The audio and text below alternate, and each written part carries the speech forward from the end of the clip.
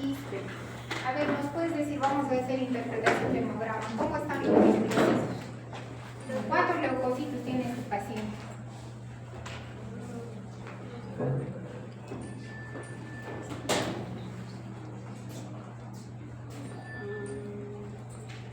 Leucocitos, ¿verdad? ¿Cuántos leucocitos tiene?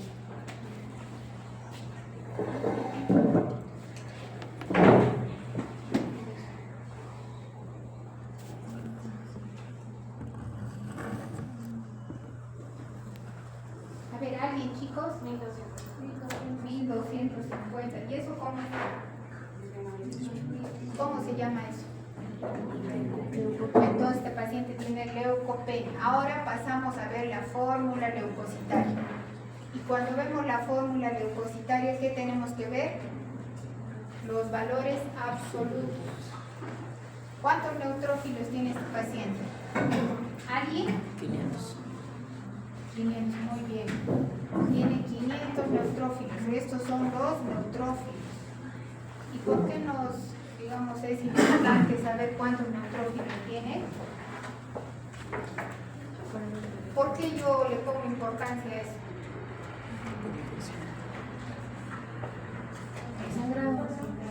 Por el tipo de infección. No. Infección, si es aguda o si es por Voy a bacteria. inhalar y exhalar. Por el tipo de infección, si es bacteria. Porque va a adquirir infecciones, tiene más riesgo de adquirir infecciones cuando uno tiene neutropenia. Neutropenia severa, menos de 500 neutrófilos, profunda, menos de 100. Ya la anterior clase les dije, ¿cómo están los linfocitos? ¿Cuántos linfocitos tienen? 660. ¿Y eso está bien? ¿Cuáles son los valores normales de linfocitos? De 1000 a 1000. 1500. Está bien. Pero ¿cuántos son los linfocitos valores normales? 1500. ¿Cuánto? De 1500. Muy bien, de 1500 a 4000. Entonces, ¿cómo se llama eso? Se llama linfopenia. ¿Cómo están los monocitos? ¿Cuántos monocitos tienen?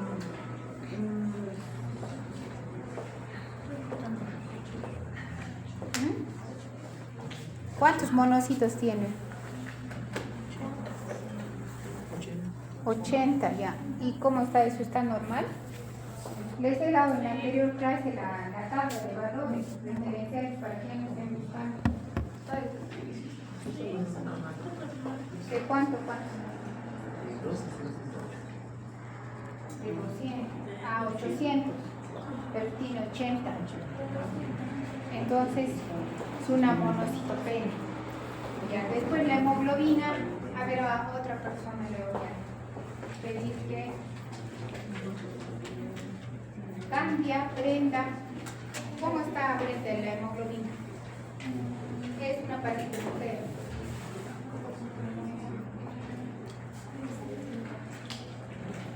Pero con nombre. Como yo al interpretar un hemograma, así le voy a disminuido, no, tiene un nombre. ¿Qué se llama si alguien tiene la hemoglobina? Tiene anemia, pero es una anemia leve, moderada, severa. ¿Es menos de cuánto? Menos de 8. Les he dado yo parámetros para que ya no haya problemas de confusión. Menos de 8 severa, de 8 a 10 moderada y más de 10 leve. Ya, ¿qué más tenemos que ver cuando evaluamos un hemograma? El volumen corpuscular medio, ¿cómo está? Eso se llama macrocitosis. Entonces, el paciente tiene una anemia macrocítica. Podemos ver también la hemoglobina corpuscular media, que está en 36.8. ¿Eso está normal? Está bien, ¿no? Pero ya no vamos a decir anemia macrocítica, hipercrónica, no es necesario. Con que diga anemia macrocítica está bien. ¿Qué más? Después, ¿qué vemos?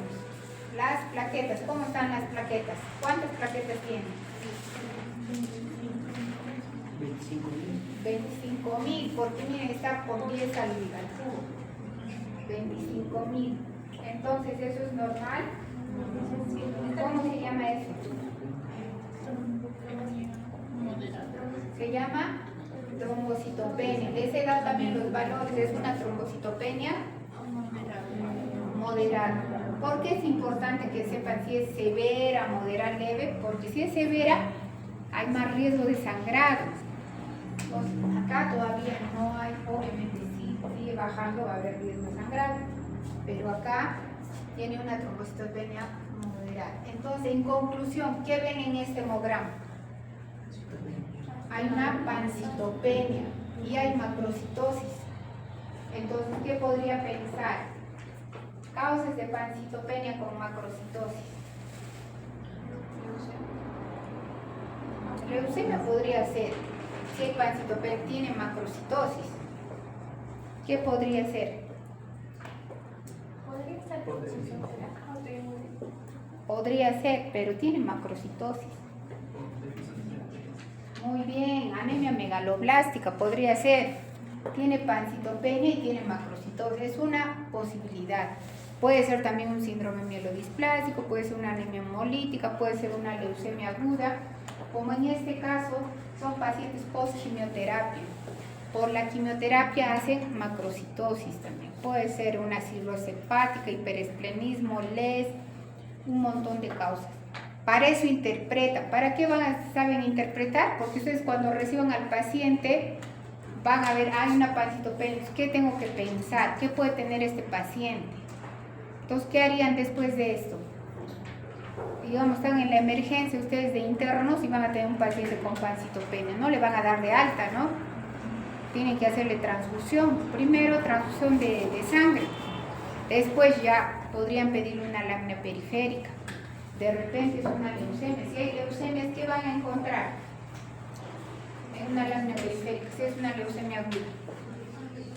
Blastos van a encontrar. Ahora, ¿qué otra cosa? Ya digamos que no son hematólogos, son internos. Tengo que ver, a este paciente tiene alto riesgo de hacer infección. Le preguntaré si tiene fiebre, si tiene tos, depende con una neumonía, con diarrea. Hay que preguntar, hay que buscar un foco infeccioso. Y si es así, pues si tiene, digamos, si el 39 de fiebre, hay neutropenia febril, hay que hacer cultivos, iniciar antibióticos. Probablemente, depende, está sangrando. Podría ser que tenga, por ejemplo, epistasis o gingivorragia, o está con hematuria. Entonces, ¿qué debo hacer? Le transfundo plaquetas, ¿sí? Puedo pedir una lámina periférica, entonces también hacer una interconsulta de hematología para ver si es que es un paciente nuevo, no lo conozco. ¿Sí? Para eso hay que saber interpretar un hemograma. Ahora vamos a continuar con la clase. Estamos en lo que es anemia, ¿no es cierto? Entonces vamos a ver cuáles son las causas de anemia, las causas por las que se produce anemia en un paciente. Primero es sangrado. Entonces, ¿qué tipo de anemia va a producir el sangrado? De acuerdo a la clasificación etiopatogénica. Etiopatogénica. La clasificación, vamos a hacer eso más adelante, pero de acuerdo a la etiopatogenia, ¿cómo se dividen las anemias?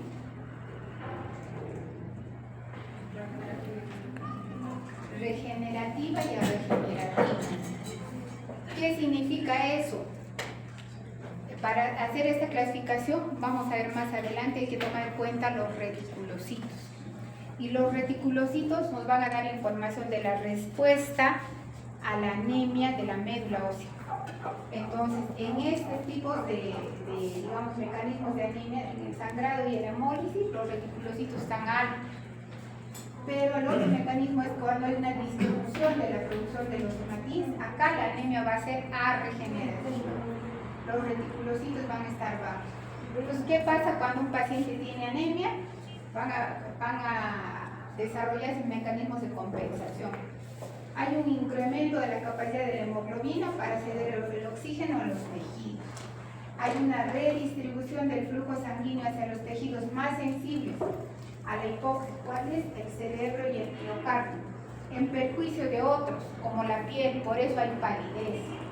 Hay un aumento del gasto cardíaco y hay un incremento de la eritropoiesis en respuesta a la anemia. Puede ser 20 a 30 veces mucho más la eritropoiesis para compensar la anemia. Ahora, las manifestaciones clínicas de la anemia dependen de la causa, o sea, qué tipo de anemia tengo. Si tengo una anemia porque tengo leucemia aguda o tengo la anemia más común. ¿Cuál es la más común? La anemia ferropénica. Entonces, dependiendo de eso, van a haber síntomas y dependiendo de la velocidad con la que se instala. Entonces, en la piel, mucosa y paneras, ¿qué vamos a encontrar? Ya ustedes saben, la palidez. Si examinamos al paciente, está pálido. Otra cosa es la ictericia, no confundir. Y podemos ver cuando hay una anemia crónica esto. ¿Qué se llama esto? Coilonitia, ¿no es cierto? Cuando la uña está en forma de charco. Estos son signos carenciales, signos de anemia ferropénica. Acá, ¿qué vamos a ver? ¿Qué son estos? Son ragales, ¿no? Como heridas en la comisura labial. ¿Qué más podemos ver en el sistema muscular? Cansancio, astenia, debilidad muscular, calambres, intolerancia al esfuerzo. Son síntomas, digamos, en general que vamos a encontrar en una anemia. Eso no nos va a poder dar información sobre qué está causando la anemia. En el sistema cardiocirculatorio, taquicardia, soplo sistólico funcional, insuficiencia cardíaca, cardiopatía isquémica, arritmia y finalmente la muerte. Los pacientes se mueren por anemia. Una anemia hemolítica autoinmune, por ejemplo, o un tipo de hemólisis, el paciente comienza 15, 12, 9, 7, 5, 3. Entonces también los pacientes mueren por anemia. Obviamente habrá una causa, ¿no?, de la anemia. Será una anemia hemolítica, estará sangrando, no sabemos. En el sistema nervioso, ¿qué hay? Mareos, cefalea, dificultad para la concentración, irritabilidad, somnolencia, confusión, letargo, pérdida de memoria, parestesias y dificultad para la marcha. Sobre todo, ¿en qué tipo de anemia es eso? En la anemia megaloblástica por deficiencia de vitamina B12. Eso vamos a ver más adelante. Entonces, si alguien tiene estos síntomas, lo podría sospechar, ¿no?, que puede ser esa la causa. ¿Qué otras cosas? A nivel gastrointestinal tienen anorexia, ¿no? Dicen digestiones pesadas, tienen náuseas y tienen estreñimiento. Y tienen esto, ¿no?, lo que se llama una glositis atrófica. Si ven acá, no hay papilas. O sea, eso es un signo. Si quieren ver, hay veces de repente no tienen acceso a un hemograma, pueden ver la glositis, la lengua toda depapilada en la anemia ferropénica. ¿Y cómo pueden distinguir de una anemia megaloblástica? Porque ahí está frambuesada, está depapilada pero roja. ¿Qué más puede haber? En el sistema genitourinario hay edemas cuando hay anemia severa, amenorrea, por ejemplo, las mujeres que tienen menstruaciones abundantes. Hasta hace un mes yo menstruaba un montón, doctora, dice. Pero desde hace un mes ya no menstruo. ¿Qué va a menstruar? Pues tiene 6 de hemoglobina. Dejan de menstruar por anemia. Tienen amenorrea y disminución de la libido. Hay que preguntar, ¿y cómo? Así, sobre todo porque la anemia ferropénica es la anemia más frecuente en mujeres en edad fértil. Entonces, siempre hay que preguntar cómo son las menstruaciones. De lejos es la causa más frecuente de anemia en mujeres. Ya, entonces, esto es para ver la clasificación etiopatogénica. Cuando uno evalúa la anemia, tenemos que ver la historia clínica, hacer anamnesis, el examen físico, pedir un hemograma, una lámina periférica y los reticulocitos. Ahora, el recuento de reticulocitos nos lo dan ya en valores absolutos. Lo normal es el de 25.000 a 85.000. Y para que llamemos anemia regenerativa, deberían tener más de 100.000 reticulocitos por microlitro. Pero todavía pasa que algunos laboratorios nos dan en valor, en porcentaje. Lo normal es de 0,5 a 2%. Entonces, para repetir, ¿qué evalúan los reticulocitos cuando uno está evaluando a un paciente con anemia? ¿Qué nos traduce? ¿Qué nos informa? La capacidad. La respuesta de la médula ósea a la anemia, si responde o no. Para eso quiero saber los reticulocitos. Entonces, cuando pasa que nos dan en porcentaje y quiero saber qué tipo de anemia es, tengo que hallar el índice de producción de reticulocitos con esta forma. Acá dice reticulocitos reales por hematocrito real, entre hematocrito normal para la edad y para el sexo por vida media del reticulocito en días. Entonces, en días para este dato lo tienen que sacar de acá. Entonces, ¿de dónde sale esto? La maduración o la vida media del reticulocito en días, cuando sale de la médula ósea a la sangre periférica, es de un día. En un día madura el reticulocito y se convierte en un glóbulo rojo normal. Entonces, para un hematocrito de 45 o en varones y en mujeres de 40, la maduración del reticulocito lo normal es de un día. Pero si vamos teniendo anemia, por ejemplo, el hematocrito está entre 30 y 39.9%, el reticulocito va a demorar madurar en sangre periférica 1,5 días. Si tiene el hematocrito de 20 a 29, 2 días. Y así sucesivamente va bajando el hematocrito 2,5 días. Ustedes me dirán, pero hematocrito, ahora usamos hemoglobina, sí, o sea, esto le estoy enseñando porque son cosas, digamos, lo ideal es que nos den el valor absoluto, esto. Pero todavía los laboratorios nos siguen dando valores en porcentaje. Si les dan, tienen que aplicar esta fórmula para ver si la anemia es A regenerativa o B regenerativa. Si es el índice de producción de reticulocitos les sale más de 3 y los reticulocitos están en más de 100.000 por microlitro, la anemia se llama regenerativa, es decir, que la médula responde a la anemia. Si está por debajo de 2, la anemia es A regenerativa, la médula ósea no responde. Entonces, viendo eso, les voy a dar un ejemplo. Van a hallar el índice de producción de reticulocitos para un paciente que tiene 9% de reticulocitos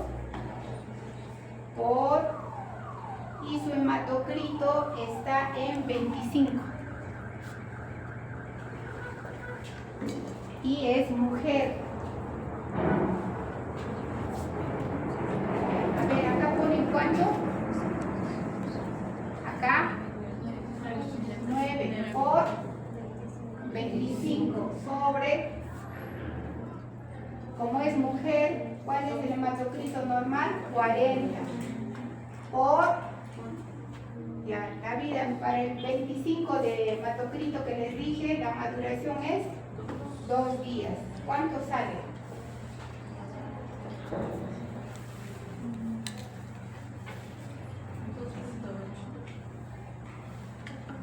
¿Sí? ¿Así le sale a todos?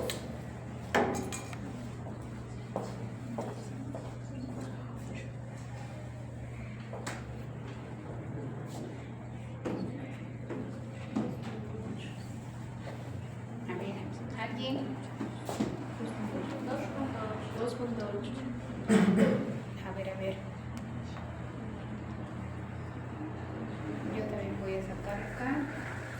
El hematocrito normal era 40 por la vida media era 2, ¿no es cierto? Ya, por 2. Así me ha salido 2.5. ¿Cuánto les ha salido? Ya, entonces han multiplicado a 9 era, ¿no? No era 8, ya. 2.8. Entonces, ¿dónde quedamos? Ha salido justo acá. Si es más de 3, consideramos que como es 2.8, bueno, si redondeamos va a salir 3, ¿no? Ya, 3. Entonces sale que es una anemia regenerativa. Es que les he dado valor justo para que salgan exactos. Si sale ya 3, más de 3, ¿qué vamos a pensar? Es una anemia regenerativa. Es una anemia regenerativa. Entonces, ¿qué podría estar pasando con esta paciente que les he dado sus valores de reticulocitos? Podría ser que esté hemolizando o esté sangrando. Solo hay esas dos opciones acá arriba. Pero si estuviera acá, digamos, entre la paciente que les ha dado ya no les va a salir, pues si no les sale 2 o 1.9. ¿Qué podría ser? Una anemia A regenerativa. O sea, ahí están todas las anemias carenciales: ferropénica, megaloblastia, una anemia por leucemia, por infección, por falla renal, por artritis, tiene mieloma múltiple, tiene un síndrome mielodisplásico. Entonces, esto me va a ayudar a enfocar mi diagnóstico. Para eso tiene que ser, pero lo que sí ahora los laboratorios ya nos están ayudando, nos están dando valores absolutos de reticulocitos. Entonces ya no tenemos que aplicar esa fórmula. Bueno, y si tienen que aplicar, pues lo fácil es, hay una calculadora, ¿no? Y ahí fácilmente podemos aplicar. Si buscan, ahí está la calculadora. Índice de producción de reticulocitos y les va a dar un resultado. ¿Sí? Esto es para que sepan para qué sirve el índice de producción de reticulocitos, para ver qué tipo de anemias tiene un paciente. Ahora, aquí vamos a ver ahora la clasificación de las anemias. Entonces, les acabo de decir, esta es la clasificación etiopatogénica, que toma en cuenta los reticulocitos o el índice de producción de reticulocitos, y se van a llamar A regenerativas o centrales y regenerativas o periféricas. Ahora, la clasificación que más usamos, que es la más fácil de usar para yo ver por qué tiene anemia un paciente, es esta, la clasificación morfológica, que toma en cuenta el volumen corpuscular medio, y se va a dividir en microcítica, normocítica y macrocítica. Microcítica cuando el volumen corpuscular es por debajo de 80. Normocítica si está de 80 a 98 o a 100, algunos autores consideran así. Y macrocítica si está por encima de 98 o 100. Y es un cuadro donde clasifican las anemias según la etiopatogenia, como dice ahí. Entonces, todas estas anemias van a ser A regenerativas. Cuando hay alteración en la médula ósea, insuficiencia medular, por ejemplo, en una anemia plástica, en un síndrome mielodisplásico, acá también pueden entrar las leucemias, cuando hay infiltración tumoral por leucemia aguda, leucemia crónica, mieloma múltiple, o por infiltración de la médula ósea por una neoplasia no hematológica. Por ejemplo, un cáncer de estómago hace metástasis a la médula ósea. ¿Cómo se llama eso? Se llama mieloptisis. En ese caso también la anemia va a ser A regenerativa. Y cuando hay déficit de vitaminas, por ejemplo, de hierro, y eso también va a producir una anemia regenerativa. Por ejemplo, como dice acá, la deficiencia de hierro, de ácido fólico, vitamina B12, la deficiencia de algunas hormonas como la eritropoyetina, hormonas tiroideas, andrógenos o corticoides, ¿no? Acá está, por ejemplo, la anemia de la enfermedad renal crónica. Entonces, todas esas anemias son A regenerativas. La médula ósea no responde a la anemia. ¿Qué va a responder? Pues si no hay hierro, no puede formar glóbulos rojos. Y las otras, el otro grupo grande, son las anemias regenerativas, donde los reticulocitos están altos. La causa es periférica y no hay un problema en la médula ósea. El problema es que, por ejemplo, sangrado, hay hemólisis. Las hemólisis pueden ser intravasculares, intracorpusculares, cuando el problema está en el glóbulo rojo, o extracorpusculares, cuando el problema está afuera del glóbulo rojo. Eso vamos a ver más adelante, pero estas son las causas de él. Lo que más vamos a usar nosotros es esta clasificación, la morfológica. ¿Qué anemias van a ser normocíticas? La gran mayoría de las anemias por enfermedad crónica, llamadas así por enfermedad crónica, son normocíticas. Las anemias que tiene un paciente con artritis, con enfermedad renal crónica, con un proceso infeccioso, por ejemplo, que tenga tuberculosis, que tenga neumonía. Las anemias hemolíticas, por ejemplo, cualquier tipo de hemólisis, ¿no? Van a ser normocíticas. Las anemias por hemorragia aguda, por ejemplo, un paciente tiene un accidente de tránsito, estaba en 15 su hemoglobina, le tomamos unas horas después y va a estar en 6, pero esa anemia va a ser normocítica. porque hay una hemorragia, salvo cuando hay muchos reticulocitos salen a la sangre periférica, puede haber macrocitosis. La anemia plástica es otra causa, es una enfermedad en la cual la médula ósea se ha reemplazado por grasa. En los síndromes mielodisplásticos, en la mieloptisis, en la leucemia aguda, el mieloma múltiple, los linfomas van a dar anemias normocíticas la mayoría. Y acá que vamos a ver las anemias microcíticas, sobre todo anemias donde hay alteración en el metabolismo del hierro, y es lo que vamos a ver ahora. También alteración en la síntesis de la cadena de la globina, ¿no? La hemoglobina está formada por un grupo hemo y las cadenas de las globinas. Cuando hay alteraciones en la síntesis de estas cadenas de globinas se llama talasemia. Esa es otra causa de anemia microcítica. También, entre otras causas, hay, por ejemplo, la anemia sideroblástica, la intoxicación por plomo, pueden producir anemias microcíticas. Y acá falta también la anemia de los trastornos crónicos. O sea, la anemia por enfermedad crónica no necesariamente todas son normocíticas, también pueden ser microcíticas. Con el tiempo se hacen microcíticas. Las anemias macrocíticas van a ser sobre todo las anemias megaloblásticas, por deficiencia de vitamina B12, el ácido fólico y por uso de algunos medicamentos quimioterápicos, por ejemplo. Las otras anemias que son macrocíticas pero no son megaloblásticas van a producirse por dos mecanismos que se llaman eritropoiesis acelerada, donde hay, por ejemplo, anemias hemolíticas o anemias o respuesta a la hemorragia aguda o a un tratamiento, digamos, con hierro en algunos pacientes donde se van a producir reticulocitosis. Ahora, donde hay una superficie aumentada de la membrana del glóbulo rojo en la enfermedad hepática, post-esplenestomía, puede haber macrocitosis. Y otras causas que uno no sabe por qué este paciente tiene anemia microcítica, digo macrocítica, por ejemplo en el hipotiroidismo y en la anemia plástica o los síndromes mielodisplásicos, que son enfermedades que vamos a ver más adelante. Entonces vamos a comenzar ahora estudiando la anemia más frecuente, que es la anemia ferropénica, y que es, de acuerdo a la clasificación morfológica, es una anemia. De acuerdo a la clasificación etiopatogénica a regenerativa. Muy bien, entonces vamos a ver acá cómo es la anemia. Entonces, esto es lo que les estaba diciendo. Esta es la molécula de hemoglobina. Entonces, ¿por qué? ¿Cómo está conformada? Por el grupo hemo. Acá está pues el hierro y la protoporfirina, y se va a unir a las cadenas de la globina, que tenemos dos cadenas alfa y dos beta. Eso vamos a ver más adelante.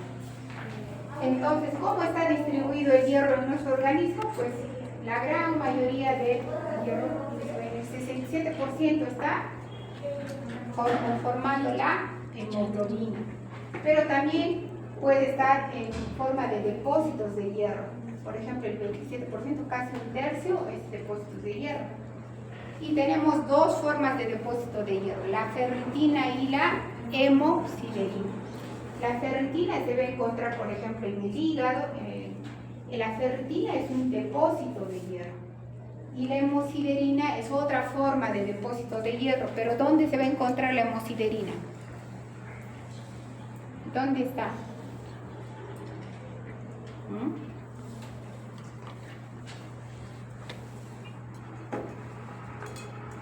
¿Dónde está la hemosiderina, chicos?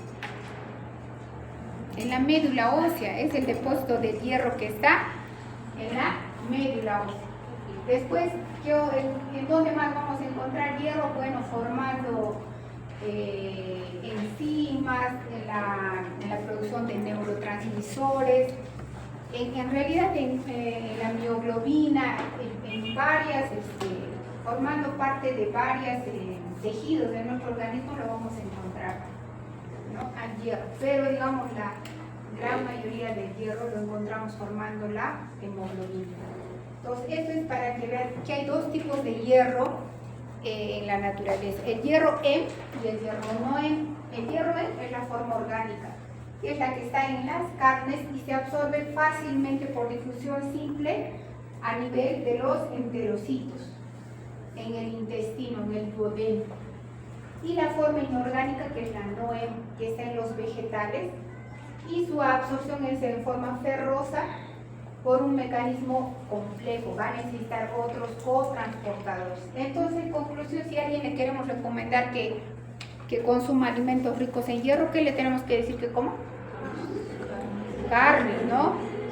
No estar dándoles extracto de espinaca, de ¿qué más? Jugo verde. Jugos verdes, ya ven. Para eso estamos estudiando anemia ferropénica. Entonces, ahora, estos son los requerimientos de hierro de acuerdo a la edad.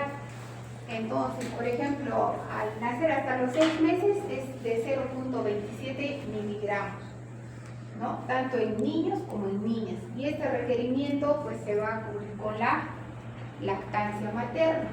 Por eso es que los niños rara vez van a tener anemia antes de los 6 meses, salvo que sean prematuros, que no tengan la lactancia materna exclusiva, ¿no? Entonces, acá, ¿qué más podemos ver?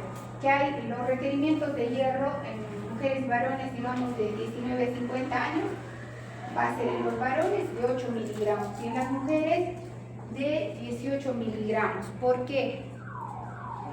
¿Por qué en las mujeres es mayor el requerimiento de hierro? Por la menstruación, ¿no? Por el sangrado menstrual.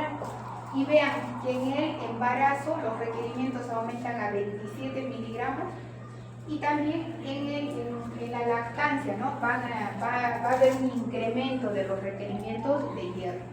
Ahora, con la edad, ya cuando ya uno de las mujeres dejan de menstruar, los requerimientos de hierro van a bajar. Ahora acá es para que veamos cómo es el ciclo de hierro. Si se necesita tanto hierro para formar los glóbulos rojos, ¿cómo es que obtenemos en nuestro organismo? Es que en realidad el hierro solamente se reutiliza. Entonces, ¿qué pasa? Los glóbulos rojos, ¿cuántos días viven? 120 días. Entonces, después de eso, ¿qué va a pasar? Los glóbulos rojos van a ser destruidos en el vaso, ¿no es cierto? Entonces, de esa destrucción es donde se va a obtener la mayoría de los 2000 miligramos para que se vuelva a usar otra vez, ¿no? De eso, digamos, por día, 20-25 miligramos por día van a pasar al plasma para que supla lo que se va a perder entre 20 a 5 miligramos por día para la eritropoiesis. Pero también a nivel del intestino, del sudor, perdemos más o menos 1 a 2 miligramos por día de hierro. Y eso va a ser compensado con una dieta. Una dieta promedio nos va a aportar estos requerimientos de hierro. Entonces, ¿qué es lo que vamos a perder, ¿no? Con las heces y el sudor? Acá va a haber como una compensación. ¿Qué más acá? Creo que eso de hierro, y acá el hierro pues en el hígado está en forma de, formando los depósitos de hierro en el hígado en forma de ferritina, y de ahí que son 1000 miligramos que va a estar en el hígado en forma de depósito. Ahora vamos a ver cómo es acá la absorción. Esto cuando el hierro es NOEM. Entonces este es un enterocito, ¿no? Acá está el intestino delgado, el duodeno, y esto es una célula intestinal donde se va a absorber. Entonces, si vemos acá el hierro por difusión pasiva va a pasar al enterocito, una parte va a pasar a formar parte de la ferritina y otra parte va a salir con ayuda de la, ¿qué se llama? ¿Qué se llama?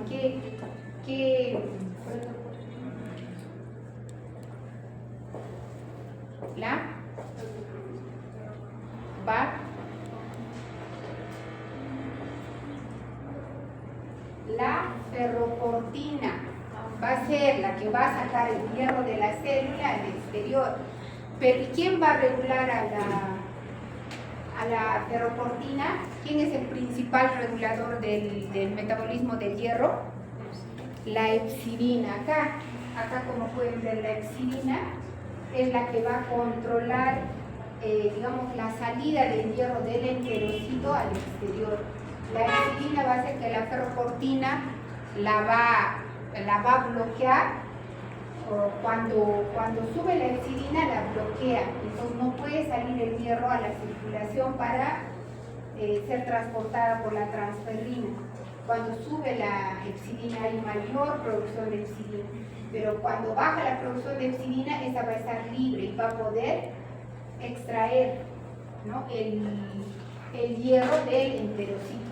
Esto es cuando, digamos, el hierro es de tipo M. Cuando es no M, es un proceso más complejo.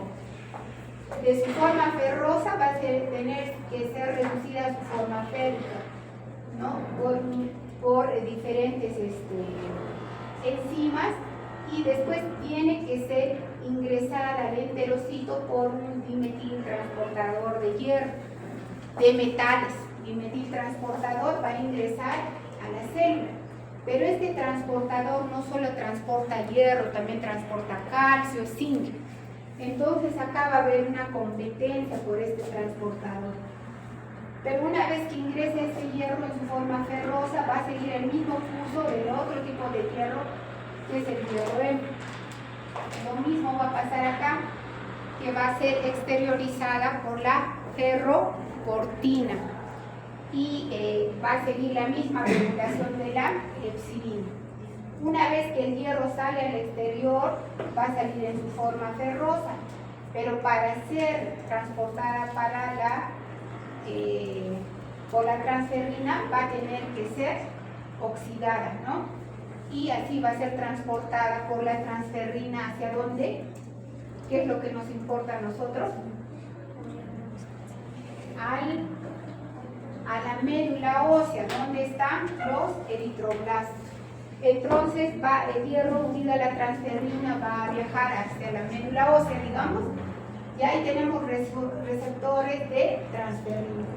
Por endocitosis va a ingresar al eritroblasto y se va a unir con la protoporfirina, ven acá el hierro, con la protoporfirina, y va a formar lo que conocemos como el hemo, el grupo hemo. ¿Qué va a hacer el hemo? Se va a unir a las cadenas de globina y va a formar la hemoglobina.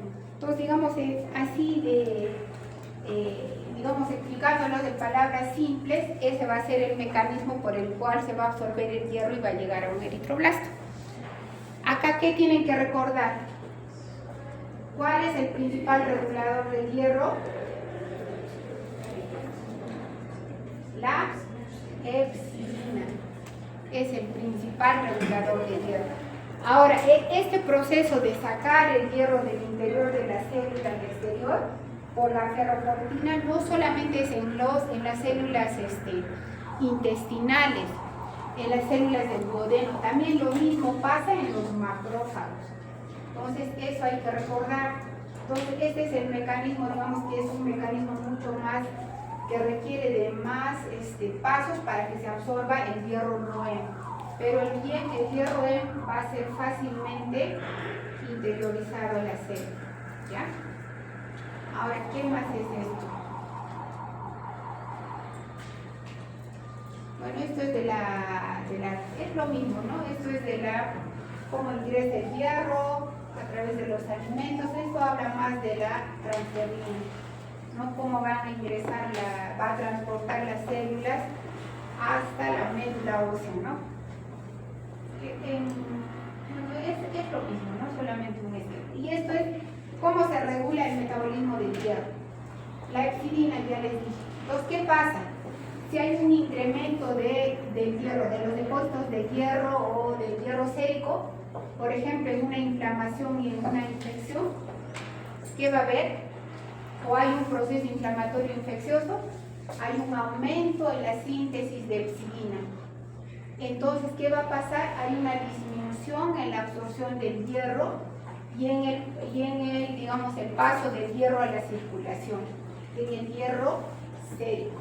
Eso pasa cuando hay un proceso inflamatorio infeccioso. El hierro queda atrapado en las células y también en los macrófagos. Eso vamos a ver cuando hablemos de anemia inflamatoria. Pero ¿qué pasa cuando hay hipoxia, como tenemos la anemia? Se va a estimular la eritropoiesis, hay un incremento de la eritropoiesis y va a haber una disminución de la síntesis de esta hormona que se llama epsidina. Esta hormona se produce en el hígado. Entonces, ¿qué va a haber? Va a haber una mayor absorción del hierro. Así es el mecanismo por el por el cual se regula la producción de epsidina. ¿Sí? Aumenta la epsidina, hay menos hierro disponible. Baja la epsidina, se va a absorber más hierro y también se va a poder utilizar más hierro. Y otro regulador del metabolismo del hierro es la eritroferrona.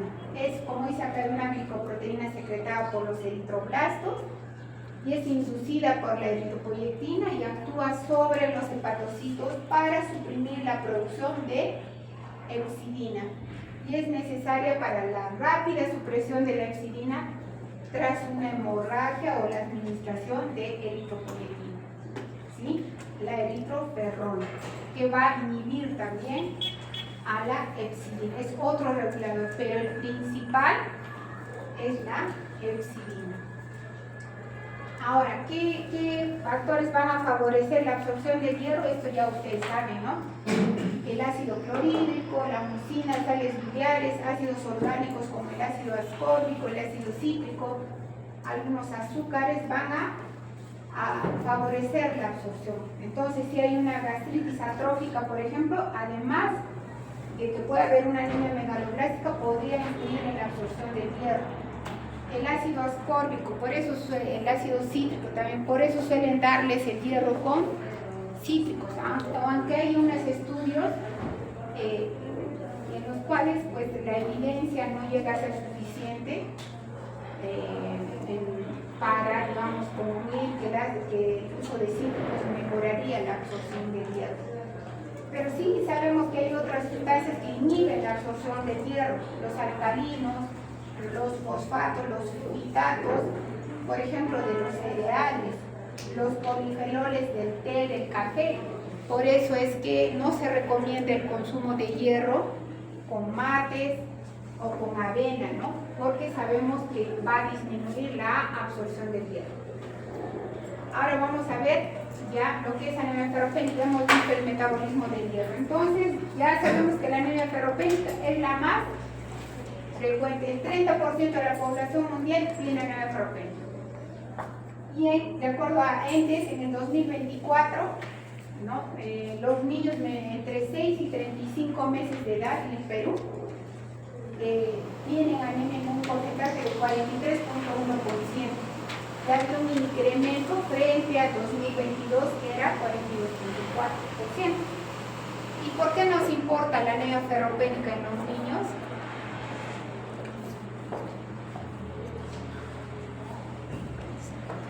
¿Por qué, chicos? ¿Por qué hablamos tanto como políticas de salud, políticas de Estado de la prevención de la anemia ferropénica? Porque causa daños irreversibles al sistema cognitivo y también a otras partes. Claro, produce daño, ¿no? Daño neurológico. ¿Por qué? Porque el hierro, ¿qué tiene que ver?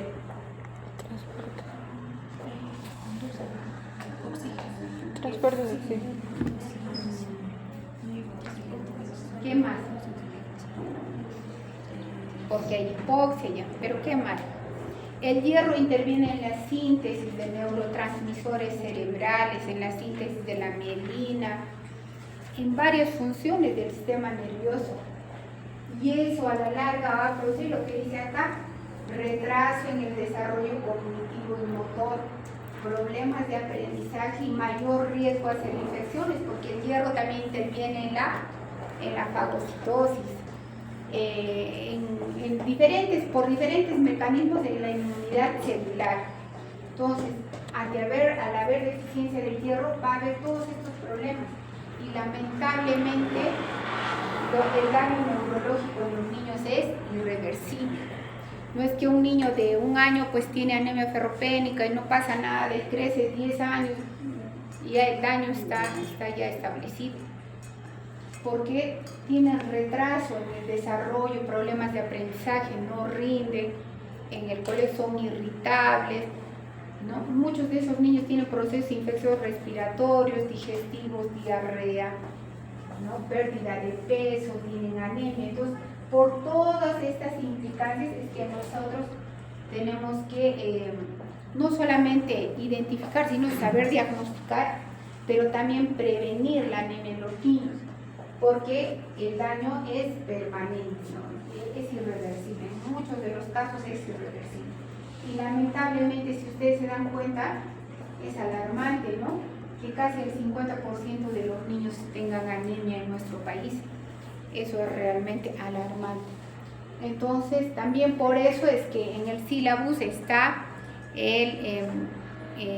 una campaña de prevención de anemia ferropénica. El otro semestre hicieron muy rápidamente al finalizar, pero tendríamos que hacer una campaña, sobre todo ir a las poblaciones que son vulnerables, que son los niños, ¿no? Porque no vamos a hacer una campaña donde hay adultos, donde la incidencia de anemia es menor. Tendríamos que hacer. Entonces ustedes dirán, ustedes organizarán, ustedes me dicen a dónde podemos ir. El otro semestre se ha tomado hemogramas a los niños a las niñas de un colegio y la universidad procesó las muestras del hemograma. Entonces tenemos que ver cómo hacemos. Y obviamente ustedes tienen que dar charlas de prevención, porque lo que queremos es prevenir la anemia. Entonces, dar charlas a los papás, a las mamás, ¿no? Que son los que están con los niños. Entonces ahora vamos a ver cuáles son las causas de anemia ferropénica, ¿sí? Tanto en niños como adultos. La pérdida crónica de sangre es la causa más común, la pérdida crónica. Por ejemplo, acá tenemos que el sangrado digestivo, las úlceras, el cáncer gástrico del colon, los hemorroides, los divertículos, angiodisplasia, el uso crónico de ions o de aspirina van a producir pérdida crónica de hierro. Entonces, ¿en quiénes vamos a pensar en estas causas? Por ejemplo, son los varones, en varones que son adultos o adultos mayores.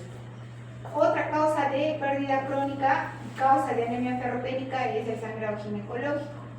Los sangrados menstruales abundantes y irregulares, que pueden ser por muchas causas, por miomas uterinos, por problemas de ovario poliquístico, endometriosis, por ejemplo. Esta es la causa más frecuente de anemia en mujeres en edad fértil.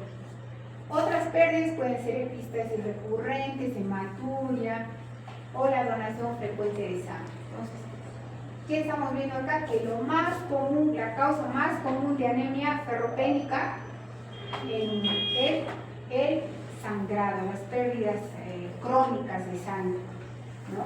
Entonces, si vemos un paciente, un varón con anemia, un varón de 40 años con 8 de hemoglobina y es microcítica, y hemos diagnosticado que es ferropénico, ¿qué tenemos que hacer? ¿Ah? ¿Qué dicen? Si es un varón de 40 años, ¿qué voy a hacer? ¿Qué voy a pensar que tiene? Claro, ¿qué voy a hacer? Endoscopía, colonoscopía, o sea, ya no hay que pensar mucho, pero si es una mujer, digamos, de 25 años, ¿qué le tengo que preguntar? ¿Cómo son sus menstruaciones? Y tengo que mandarla con un ginecólogo. Ahora, la otra causa son el aumento de necesidad. Esto es los niños, ¿no? El crecimiento rápido, por ejemplo, en lactantes, niños, adolescentes. Y la otra causa es pues, el aumento de los requerimientos en el embarazo y la lactancia, ¿no? Se requieren más reservas de hierro para el feto y la placenta. Mamá anémica, el bebé nace anémico también. Y todas las implicancias que ya hemos mencionado de la deficiencia de hierro.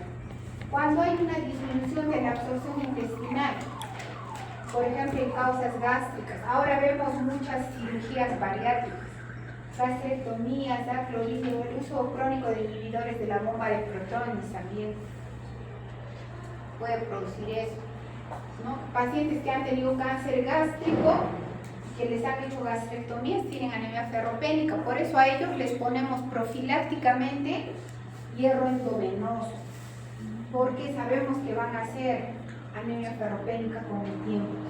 Causas intestinales: enfermedad celíaca, enfermedad inflamatoria intestinal, resección intestinal cuando hay síndrome del intestino corto, cuando han tenido una cirugía por, digamos, una trombosis mesentérica y han tenido que hacer resecciones grandes de intestino, porque el hierro se absorbe a nivel del duodeno.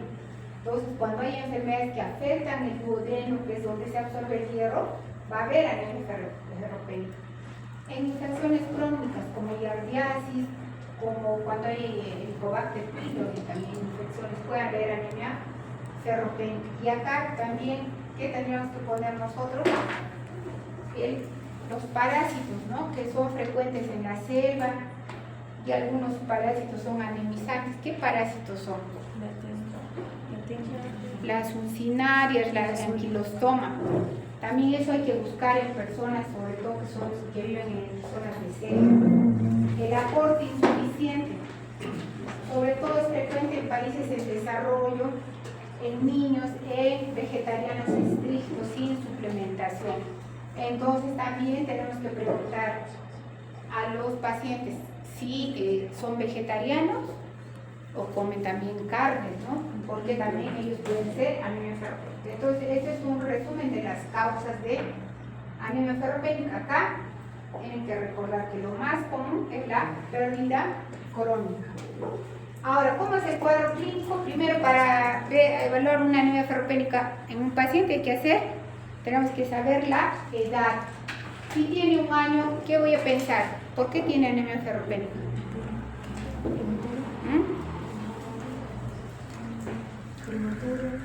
¿Qué?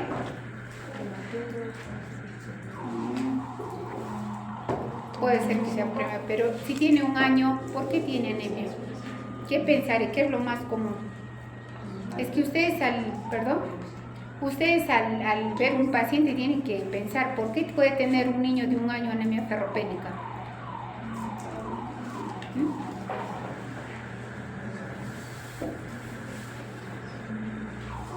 ¿Porque tendrá sangrado digestivo?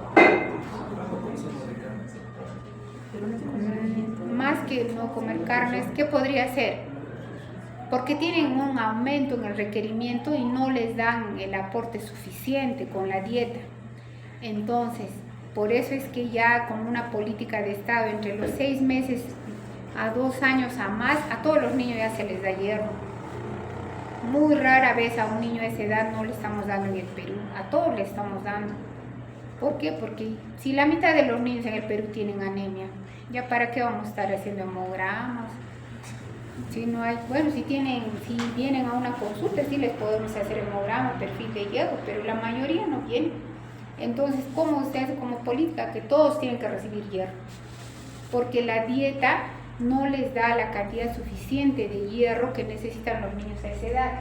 Pero si la paciente, por ejemplo, tiene 25 años y tiene anemia ferropénica, pues voy a pensar en sangrado menstrual. Obviamente puede tener sangrado digestivo también, ¿no?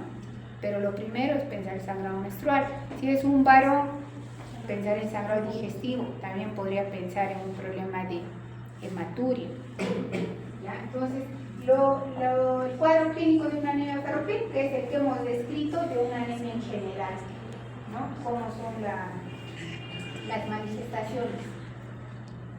Y al hacer el examen, pues hay caída del cabello, uñas frágiles, las uñas se aplazan aquí, se van rompiendo, hay la coiloniquia y lo que hemos visto, los ragales, hay estomatitis, glositis atrófica, las escleras azules, hay displasia, el síndrome de Plummer-Vinson, cuando se forman como unas membranas en el esófago superior acá, ¿no? Y eso se ve por endoscopía. Entonces, ¿qué manifiestan estos pacientes? Si tienen disfagia, inicialmente a los sólidos, después a los líquidos. Si alguien tiene anemia ferropénica y tiene hemorragia, yo que pensaría, pues yo diría tiene un cáncer, ¿no? Yo diría tiene un cáncer de esófago, tiene una masa.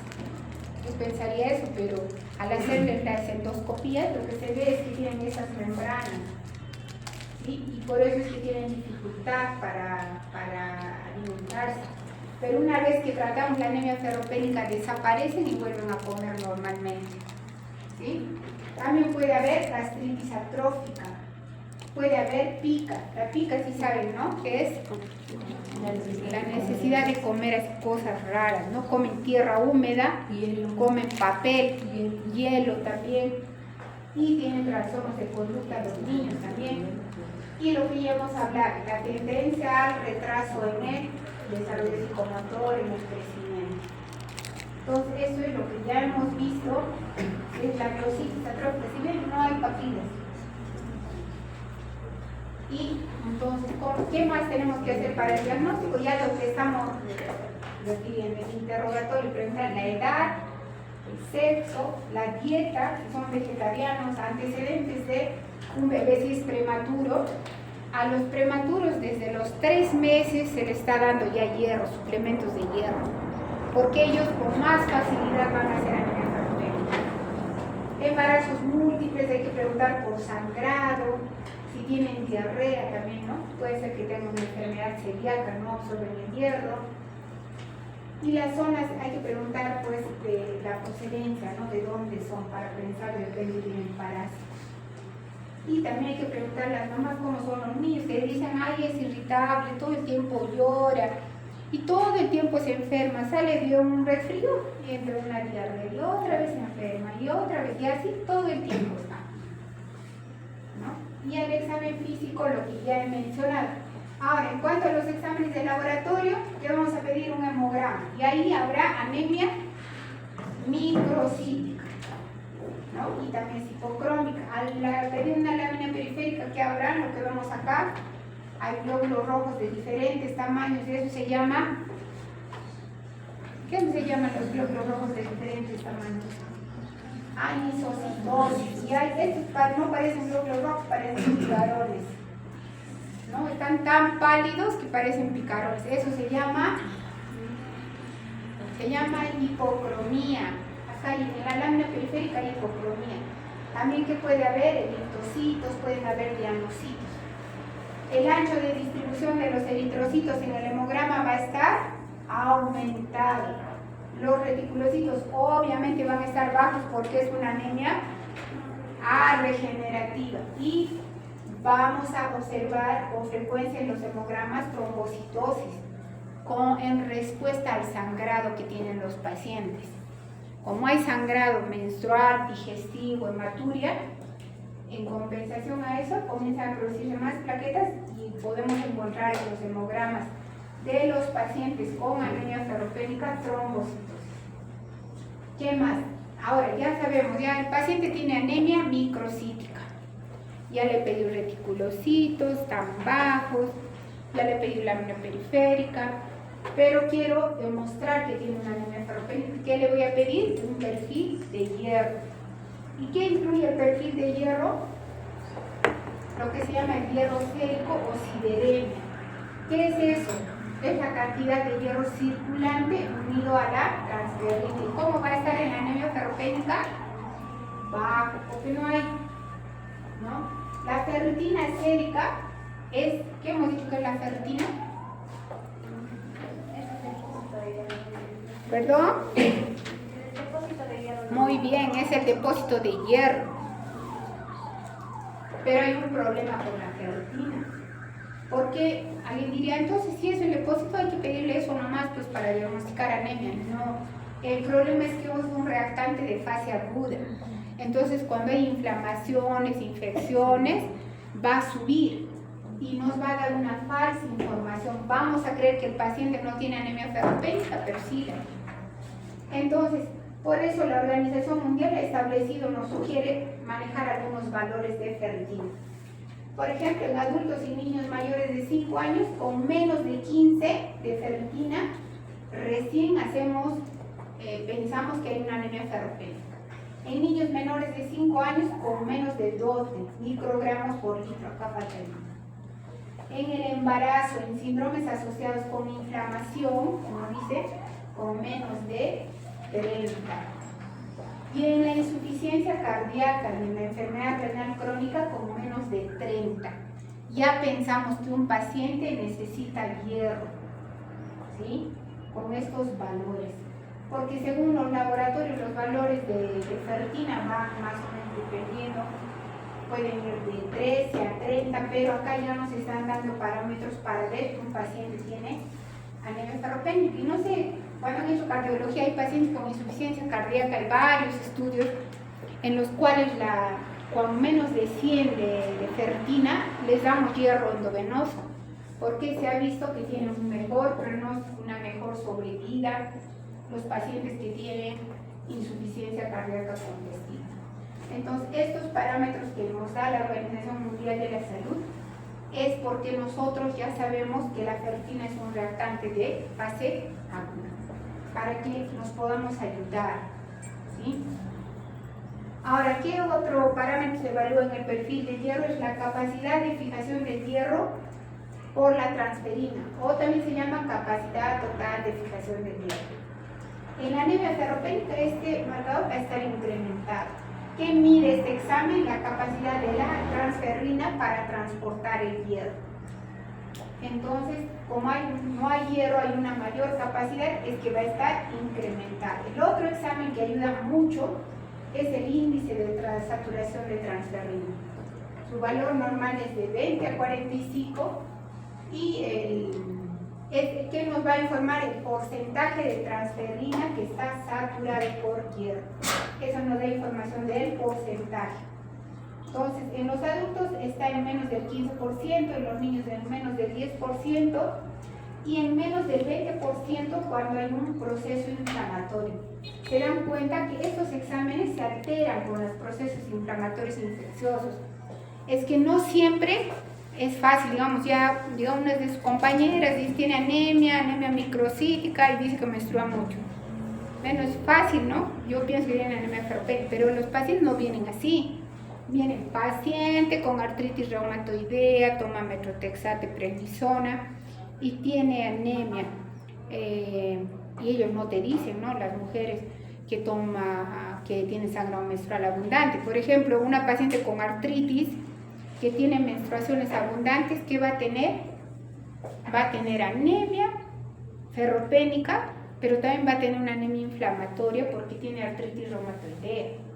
Eso vamos a ver cuando hagamos la clase de anemia inflamatoria. Estos parámetros nos van a servir para distinguir, por ejemplo, esa paciente con artritis reumatoidea, puede ser que su enfermedad esté controlada y no tenga anemia inflamatoria, solamente tenga anemia ferropénica. En esos casos nos va a ayudar la saturación cuando está en menos del 30%, porque ahí vamos a pensar, a esta paciente que tiene artritis reumatoidea tiene anemia ferropénica. Para eso son esos parámetros. Ahora, ¿qué tenemos? Los receptores solubles de transferrina. Son los que se encuentran en los eritroblastos y reciben la transferrina unida al hierro. Entonces, estas van a estar incrementadas porque no hay hierro, ¿no? Y esto es lo bueno de estos exámenes que son más modernos, es que no se van a afectar con procesos inflamatorios o infecciosos, el receptor soluble de transferrina. Y sí, ahora ya están haciendo algunos laboratorios, ¿sí? Porque hay veces, si ustedes se dan cuenta, hay exámenes que se pueden alterar con los procesos infecciosos o inflamatorios. Este no lo es. También el receptor soluble de transferrina, logaritmo de la ferritina, va a estar incrementado también en la anemia ferropénica y tampoco se va a afectar con los procesos inflamatorios. El otro examen, estos exámenes se pueden pedir, solamente que no lo hacen, digamos, todos los laboratorios en Cusco y también tienen un mayor costo, ¿no? La protoporfirina libre eritrocitaria, ¿de dónde sale la protoporfirina? ¿A qué se unía ¿Con qué se une la protoporfirina? Con el hierro. Entonces, como no hay hierro, la protoporfirina va a estar incrementada, pues, porque no hay hierro, va a estar libre ahí.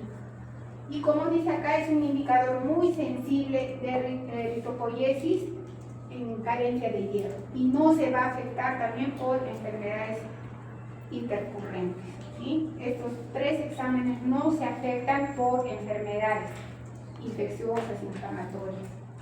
Y el otro examen que, bueno, tampoco es necesario hacerlo, pero la hemosiderina es otro marcador, va a estar disminuido en la anemia ferropénica. ¿Y qué tenemos que hacer para tener hemosiderina? El resultado. ¿Dónde está la hemosiderina? Ya, entonces, ¿cómo voy a ver? Con aspirado, ¿no? Pero para diagnosticar anemia ferropénica no es necesario hacer un aspirado de médula ósea, ¿no? Pero si por alguna razón le hayamos hecho al paciente, pues la hemosiderina va a estar baja. Y esto se ve con una coloración especial que se llama de Peirce. ¿Sí? Entonces, estos son los exámenes. Pero lo básico que ustedes deben conocer es esto. ¿Cómo va a estar la acideremia en una anemia ferropénica? El hierro sérico bajo. ¿Cómo va a estar la ferritina? Baja. ¿Sí? ¿Cómo va a estar la capacidad total de fijación del hierro? Incrementada. La saturación de transferrina va a estar baja.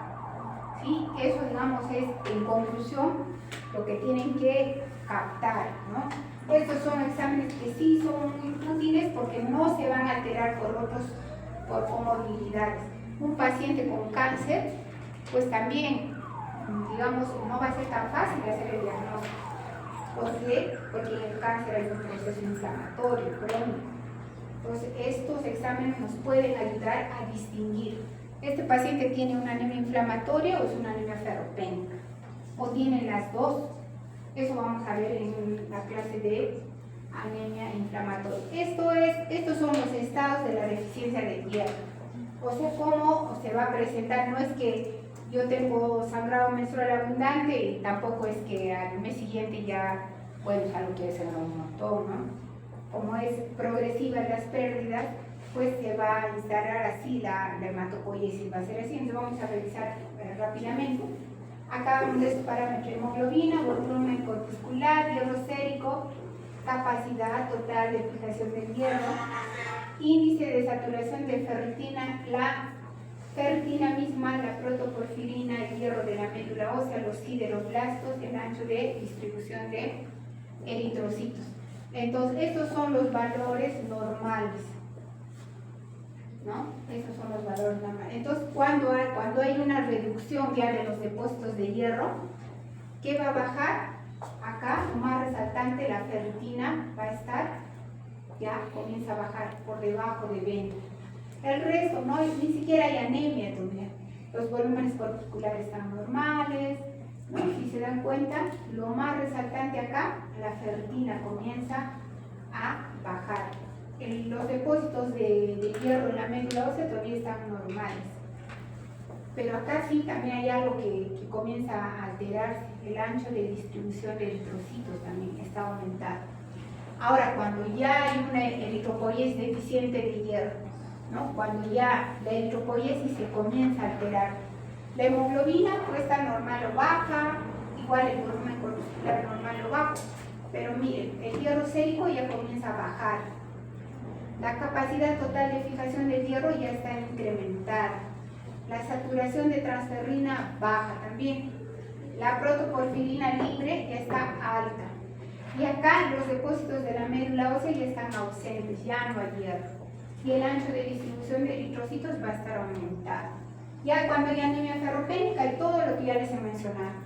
La hemoglobina baja, el volumen corpuscular bajo, el hierro sérico bajo, la capacidad total de fijación del hierro alta, índice de saturación de transferrina bajo, la ferritina baja, la protoporfirina está mucho más alta, no hay depósitos de hierro en la médula ósea y el ancho de distribución va a estar también incrementado. Ahora, una vez que hemos diagnosticado la anemia, ¿qué tenemos que hacer?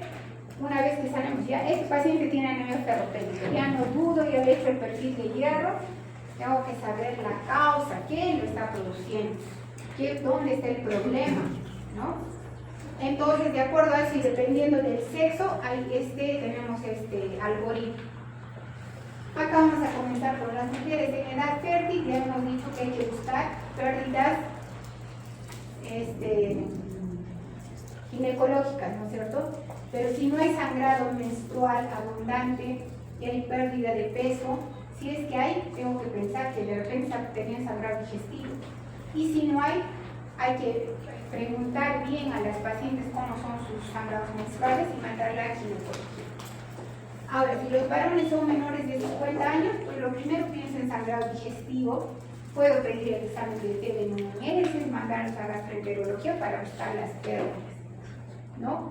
Y si no encuentro una causa, hay que también indagar por causas como hematuria, ¿no? Y si son varones también mayores de 50 años o mujeres, es lo mismo, ¿no? Si hay una clínica que orienta al tracto superior o inferior, dice si hay sangrado digestivo, entonces hay que mandarnos para endoscopía. No, si no hay una evidencia de sangrado digestivo alto, si no, pues hay que pensar en un sangrado digestivo bajo, ¿no? Ahora, ¿cómo es el tratamiento de la anemia ferropénica? ¿Qué buscamos con la anemia ferropénica? Primero es corregir la anemia. Y la otra causa la otra parte importante del tratamiento es tratar la causa de la anemia, ¿no? Entonces, existen tratamientos por vía oral y por vía faringea. Lo más conocido son las sales ferrosas, ¿no? Tenemos sulfato ferroso, el succinato, el fumarato. El problema con estas sales es que para que se absorban necesitan, por ejemplo, que se les dé alejados de las comidas o con cítricos. Y sin lácteos, sin avena, sin mates, porque hay interacción con los alimentos. También los pacientes no lo toleran mucho porque producen estreñimiento y producen sabor metálico. Las heces se ponen oscuras. Entonces, muchas veces no lo toleran, pero económicamente son accesibles, no son caros, entonces también se pueden usar dependiendo si los pacientes lo toleran. Entonces, ¿hasta cuándo le vamos a dar hierro a un paciente? Hasta normalizar la hemoglobina y hasta reponer los depósitos de hierro. En promedio va a durar 4 a 6 meses. Entonces, ¿cómo voy a saber que ya sus depósitos de hierro están llenos? ¿Qué examen le voy a pedir?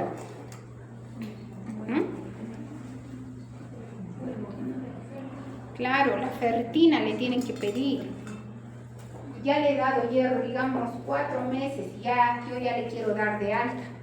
Por si acaso las anemias ferropénicas no se tratan en un mes. Otro de los errores es que les dan hierro solo para un mes. ¿Cuánto tiempo dura? 4 a 6 meses. Para que le den de alta tienen que pedir hemograma y ferritina. Si eso está normal, recién le dan de alta. Ahora hay otros compuestos férricos, especialmente los unidos a proteínas. Ahora hay el maltofer, el fisiofer, y hay muchas otras presentaciones del hierro que, digamos, son mejor tolerados por los pacientes, ¿sí? Solamente que el problema es el costo. Una caja de hierro, por ejemplo, el maltofer está a 30 tabletas, está a 50 soles. Y muchos pacientes no lo pueden pagar, ¿no? Podrán pagar un mes, pero si le digo 6 meses, no van a poder pagar. Y también si no abandonan el tratamiento. Uno se tiene que asegurar o con sulfato ferroso o con el otro tipo de hierro que es mejor tolerado, pero tal vez es un espacio. Ahora, también le podemos dar hierro parenteral. ¿Y en qué caso se usa hierro? Ahora ya no usamos hierro intramuscular, usamos solo endovenoso. ¿Cuándo? Cuando hay una respuesta insuficiente o falta de respuesta al hierro por vía oral. Cuando hay una anemia severa, tiene 5 de hemoglobina, entonces, ¿qué quiero hacer yo? Que suba rápido la hemoglobina, entonces tengo que usar hierro por vía endovenosa. Cuando la absorción es insuficiente de hierro por vía oral, debido a una enfermedad intestinal. Si tiene enfermedad celíaca, por ejemplo, también podría ser que le han hecho una gastrectomía. La necesidad de eficacia rápida, o sea, le van a operar. Le van a hacer, la señora tiene una miomatosis uterina y la van a operar, tiene 8 de hemoglobina. Entonces, ¿qué tengo que hacer? Rápidamente le quiero subir, le voy por vía parenteral. Intolerancia absoluta al hierro por vía oral y pobre cumplimiento del tratamiento. Hay personas que no toleran el hierro. Algunas personas dicen que hasta les produce diarrea y digo, qué raro. Sí, tengo náuseas, entonces ya no se puede.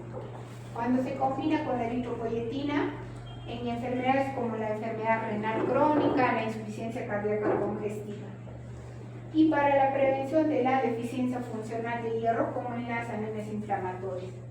Entonces, para calcular cuánto de hierro necesita un paciente por vía parenteral, usamos esta fórmula de Ganzoni, donde toma en cuenta el peso, la hemoglobina ideal a la que yo quiero llevar al paciente, menos la hemoglobina que tiene actualmente el paciente por 2,5. Y 500 vienen a ser los depósitos de hierro. Por ejemplo, si es un adulto, yo calculo acá 500 el depósito de hierro que debe tener el paciente. Pero si pesa menos de 35, son 15 miligramos por kilo. Entonces, de acuerdo a eso, yo puedo calcular. Si me sale, por ejemplo, 800 miligramos, pues, y le voy a dar al hierro sacarato,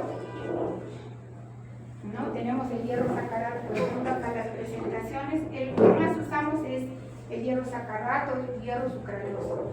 Si necesita 800 miligramos, van a necesitar 8 ampollas. Entonces, ¿cómo les ponemos? De 2 en 2. 200 miligramos ponemos interdiario, lunes, miércoles y viernes, ¿sí? Y ahí le pongo pues los 800 que requiere. Ahora, tenemos el otro que es el hierro la carboximaltosa de hierro o el ferrihierro. Tiene cada ampolla 500 miligramos de hierro, o sea, con 2 ampollitas yo podría solucionar el problema de la anemia. El problema es el costo. Cada ampolla de eso cuesta 600 soles. Entonces los pacientes no lo pueden pagar. Claro, algunos sí, ¿no? Pero son muy raros los pacientes que pueden pagar este tipo de hierros. Pero también son hierros buenos. Y han visto cuáles son las indicaciones. No a todos los pacientes les ponemos hierro. Y acá el tratamiento también será la causa, ¿no? Si tiene un cáncer gástrico, pues no sé, pasará a cirugía oncológica para que lo opere. Entonces hay que tratar la causa. O sea, ese es otro error, por ejemplo, que vemos con frecuencia en los hematólogos. Nos mandan pacientes con anemia ferropénica, interconsulta. Pero uno dice, ¿pero por qué me están mandando pacientes con anemia ferropénica? A anemia refractaria a tratamiento. Entonces yo le digo, pero señora, a ver qué ha pasado. El problema es que no tratan la causa, a lo único que se aboca es a darle hierro. Entonces les dan, y es más, ni siquiera les dan hasta que la hemoglobina esté normal. Les dan un mes y les dan de alta. El problema es, no solamente hay que tratar la anemia, sino tienen que tratar la causa. O sea, nadie le va a dar anemia ferropénica porque así. No, tienen que tratar la causa. Si son mujeres en edad fértil, tiene que ver algún problema habrá, algún problema ginecológico. Es frecuente que los ginecólogos, por ejemplo, usen terapias con hormonas a bajas dosis para regular la menstruación. Entonces se regula, ya no menstruan mucho y ya no tienen anemia. Tiene que ver la causa. Si es un paciente con cáncer gástrico que lo han operado, de por vida le tendremos que dar hierro. Igual con estas cirugías bariátricas que están haciendo ahora con tanta frecuencia, habrá que ver qué tipo de cirugía le han hecho y si toda la vida le vamos a tener que dar suplementos de hierro, ¿sí? ¿Qué más sobre esto? Creo que eso es todo. ¿Alguna pregunta tiene? ¿Está todo claro respecto a anemia ferropénica? ¿Sí? No hay dudas, porque es la anemia más frecuente y tienen que saber diagnosticar, porque si no después estamos en problemas. ¿Sí? Entonces, ¿qué tienen que hacer para diagnosticar una anemia ferropénica? A ver, ¿qué tienen que pedir? Un hemograma completo, por favor. Ya es como un escándalo. ¿Cómo van a pedir hematocrito? Tienen que pedir hemograma completo. ¿Por qué? Porque no siempre solo hay anemia, también puede haber leucopenia, trombocitopenia, leucocitosis, trombocitosis. No necesariamente, un niño también que tiene anemia ferropénica puede hacer leucemia también, no está prohibido. Entonces tienen que pedir hemograma completo, todo, para que ustedes vean la fórmula leucocitaria, las plaquetas, la hemoglobina, todo tengo que ver. ¿Qué más tienen que pedir? una lámina periférica, reticulocitos. Y cuando ya ustedes ven que sí parece una anemia ferropénica, pedirán el perfil de hierro. ¿Sí? El perfil de hierro, y eso ya les dará el diagnóstico, ya es una anemia ferropénica. Ahora, ¿qué tengo que hacer? Tengo que buscar la causa. ¿Por qué tiene anemia? Bueno, si son niños pequeños, pues lo más probable es que no le den, no esté cumpliendo con los requerimientos de hierro en su dieta, ¿no? Entonces a un niño, pues hay que pensar en eso, ¿no? Pero también nos ha pasado niños que tienen hernias hiatales, ya son cosas raras, ¿no? Y niños que tenían anemia, pero por sangrado digestivo, ¿no? No solamente por falta de aporte. Si ustedes ya piensan, tiene anemia ferropénica y le dan hierro y no mejora, en un mes debería subir por lo menos 2 gramos la hemoglobina. Si no mejora, tienen que replantear su diagnóstico o algo, o está sangrando un montón, pues y por eso no mejora. Pero tienen que evaluar por qué no responde mi paciente al hierro si yo pienso que tiene anemia ferropénica. También para evaluar respuesta se puede pedir recuento reticulocitos entre el 7º al 10º día de tratamiento con hierro. Y si responden, los reticulocitos, ¿cómo van a estar? Incrementados. Tienen que subir los reticulocitos. Entonces ahí digo, ya estoy bien. Sí era una anemia ferropénica porque los reticulocitos han subido. Pero si los reticulocitos siguen bajos, uno comienza a pensar, ¿no? Parece que no. Porque no todas las anemias microcíticas son ferropénicas. ¿Qué anemias microcíticas más hay? ¿Qué causas más de anemia microcítica hay? Claro, por enfermedad crónica. ¿Qué enfermedad crónica podría ser? ¿Qué dicen? No les escucho. ¿Qué anemias más son microcíticas? Miren, las anemias de la enfermedad crónica. Las anemias, por ejemplo, tiene enfermedad renal crónica, tiene artritis reumatoidea, las talasemias también. Las anemias sideroblásticas, esas son otro tipo de anemias, pero también esas pueden dar microcitosis. No todas las anemias microcíticas son ferropénicas, sobre todo en los niños que es a la edad donde se diagnostica talasemias. Si no hay respuesta, tienen que ver qué está pasando. ¿Hay algún problema? ¿Por qué no responde? ¿Por qué no responde el niño y sigue con anemia? Bueno, en esos casos, si ustedes piensan que han hecho un buen diagnóstico y le han dado hierro y no hay respuesta, ahí sí tienen que referir al paciente con un hematólogo. Porque ahí sí tenemos que evaluar otras causas de anemia microcítica o ver qué otras causas pueden producir anemia ferropénica porque no hay respuesta. ¿Sí? Creo que eso es todo, chicos. No hay preguntas. Entonces, tendría que organizar una campaña de prevención de anemia ferropénica. ¿Sí? Para ver dónde pueden ir a dar charlas, podemos ir a algún lugar y pues, hablar sobre anemia ferropénica. ¿Sí? Y prevención, preparar, ver, organizar.